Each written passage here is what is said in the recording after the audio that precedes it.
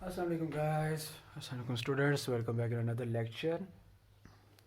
Last time जैसा कि आप मुझे जानते हैं, my name is Abdullah. I am teaching you math class 9 on behalf of the Youth Academy.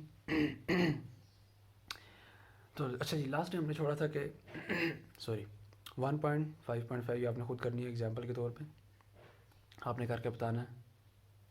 उम्मीद है आप लोगों ने नहीं की होगी क्योंकि आजकल के बच्चे ज़ाहिर करते नहीं हैं। तो उसको हम दोबारा से एक दफ़ा देखते हैं, फिर हम एक्सरसाइज 1.5 पे जाते हैं।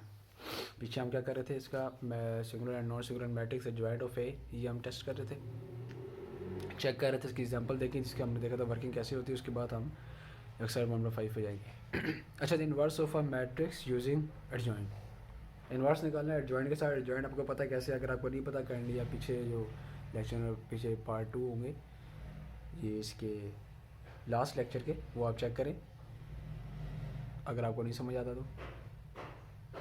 उसको पेज को लाइक सब्सक्राइब लाजमी करना है, दोस्तों को भी शेयर करना है ताकि आप उनके लिए भी फ़ायदा हो सके। ठीक है, शुरू कर दीजिए। Inverse of a matrix using joint. Let's this be a square matrix, as you know this a square matrix. Inverse इसका क्या होगा, M inverse. First we find determinant as inverse is possible only if a non singular matrix. Inverse कैसे find कर सकते हैं, अगर उसका adjoint non singular होता है, ये मैं पहले बात कर चुका हूँ। अगर तो सिंगुलर होगा उसका एडजॉइंट ही ज़ीरो आएगा तो फिर तो फ़ायदा नहीं है। अगर उसका डिटर्मिनेंट ज़ीरो आ गया तो फिर तो मॉड ज़ीरो आ गया तो फिर तो आगे सोल्व भी नहीं हो सकता। Zero anything divided by zero is inverse, so undefined. So M का सबसे पहले हम डिटर्मिनेंट लेंगे, इसको मॉड भी कहते हैं, वो लेंगे तो इज इक्वल टू क्या आ गया, A B minus B C, जो कि नॉन ज़ीरो है। उन्होंने एग्जाम्पल ली हुई है ए बी सी डी की ली हुई है, कोई नंबर भी ले लें आप, जो कि नॉन ज़ीरो है।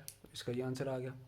एडजॉइंट का क्या मैंने कहा था, ए और डी की जगह चेंज करनी है, बी और सी के साइन चेंज करनी है। देखें, डी ए कर दिया, माइनस बी माइनस सी कर दिया, ए डी की जगह चेंज की, बी और सी के साइन चेंज कर दिए। ये आ गया जी adjoint of M.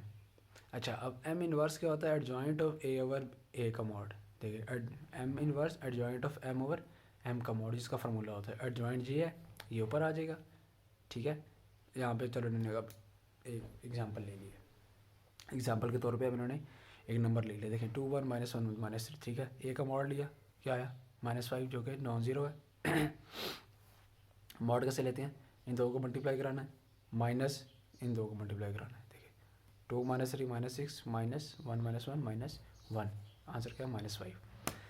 Then A inverse is equal to adjoint of A over A का मॉड, फार्मूला लगा दिया, एडजॉइंट ऑफ ए ऊपर लिख दिया, जो कि होता है आपको मैंने बताया कैसे करना है। ए मॉड नीचे आ गया -5 थोड़ा सा मैंने बाहर कर दिया, ये आ गया अंदर ऊपर वाली मैट्रिक्स आ गई एडजॉइंट ऑफ ए।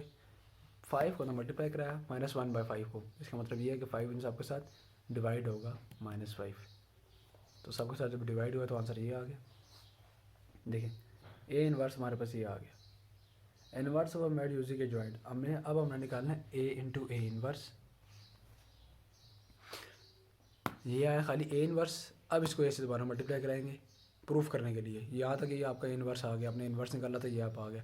अब इसको हमने वेरीफाई करना है कि वाकई ये ए इनवर्स ए का इनवर्स है कि नहीं। जब दोनों को मल्टीप्लाई करें तो आंसर क्या आएगा, आइडेंटिटी मैट्रिक्स। जो आइडेंटिटी मैट्रिक्स किसी भी चीज़ का मल्टीप्लिकेटिव इनवर्स होती है, हमने पीछे चेक किया था। ठीक है, देखिए I is equal to A inverse into ए।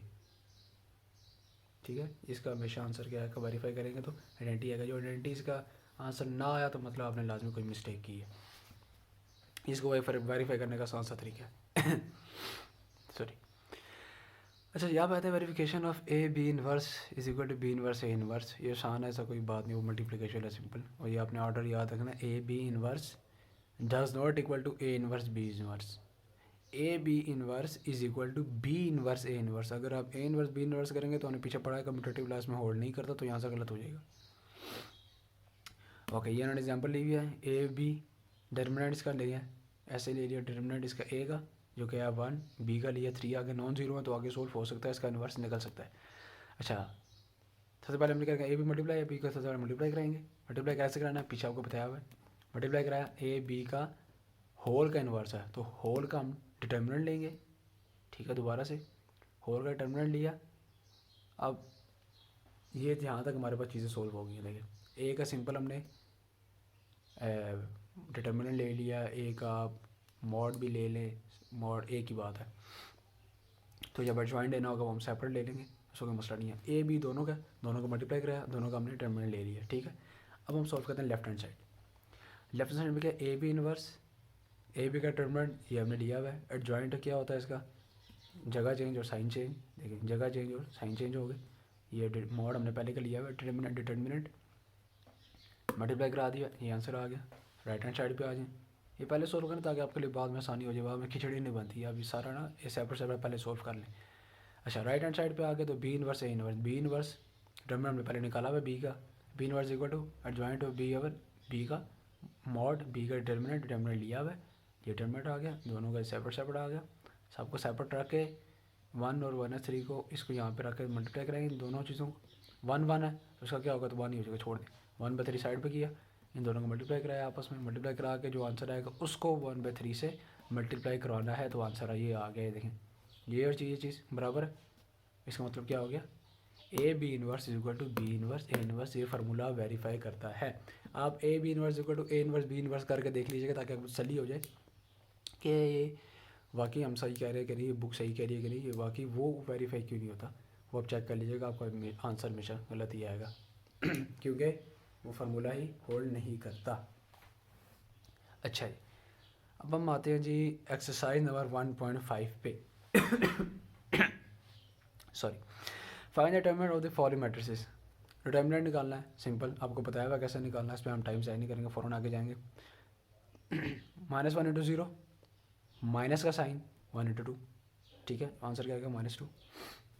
सारे ऐसे ही करने हैं आपने, इसमें कोई बड़ी बात नहीं है, कोई आसान सा डिटरमिनेंट निकालना। आपको जो जिसका आंसर आपको ना एक दो दफ़ा ट्राई करें, फिर भी ना आप हमें कमेंट में बताएं, फिर हम आपको सॉल्व करके बता देंगे, ऐसी कोई बात नहीं है। हम आपके लिए हैं, ज़ाहिर है आपकी क्यूरीज हल करना हमारा काम है। अच्छा जी, सेकंड पे which find which of the following matrices are singular non singular, वही बात है, आपने डिटरमिनेंट निकालना है इसका भी, वही जैसा क्वेश्चन 1 वही क्वेश्चन 2 में। जिसका 0 आ गया वो सिंगुलर है, जिसका 0 नहीं आया वो नॉन सिंगुलर है, बस इतनी सी बात है इसमें।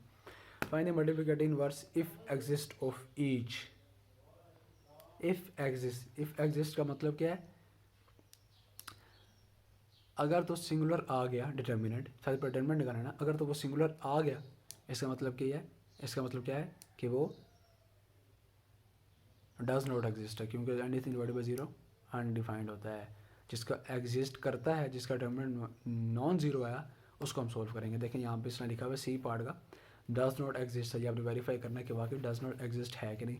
बाकी में यहाँ पे लिखा हुआ है, उसमें से चलिए एक कदम सोल्व कर लेते हैं।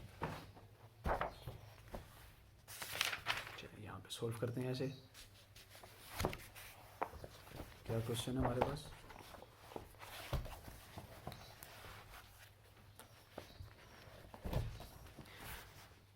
क्वेश्चन नंबर 3 का हम करते हैं मल्टीप्लिकेटिव इनवर्स। हम इसमें से करते हैं, चलें डी पार्ट कर लेते हैं, वो थोड़ा सा आप लोगों को मुश्किल लग रहा होगा। 1/2, 3/4, 1 और 2, इसका हमने क्या करना, मल्टीप्लिकेटिव इनवर्स निकालना है, ठीक है। सो मल्टीप्लिकेटिव इनवर्स के लिए फर्स्ट ऑफ ऑल क्या करेंगे आप, और इसका डिटर्मिनेंट निकालेंगे, ठीक है। डिटर्मिनेंट 1/2, 3/4, जब भी डी का डिटर्मिनेंट निकालना याद रखें ब्रैकेट को आपने सिंगल लाइंस में कन्वर्ट कर देना है, ये सिंगल लाइन कोई को बैंड नहीं करना। 1/2 × 2 -3/4 × 1, आंसर क्या है 2 से कैंसिल हो गया, 1 -3/4 × 1 3/4।